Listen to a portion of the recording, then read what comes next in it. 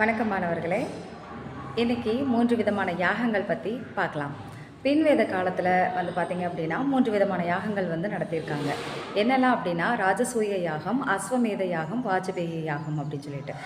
ராஜசூய யாகம் அப்படின்னா அரசர்கள் தங்களுடைய அதிகாரத்தையும் செல்வாக்கையும் தொடர்ந்து நிலைநாட்டணும் அப்படின்றதுக்காக அவங்க அவங்களுடைய அந்த ஆண்டோட முக்கியமான நாட்களில் யாகங்கள் நடத்துவாங்க.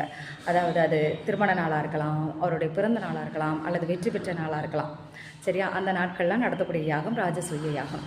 அஸ்வமேத யாகம் அப்படின்னா அஸ்வம் அப்படிங்கிறது குதிரையை குறிக்கக்கூடியது.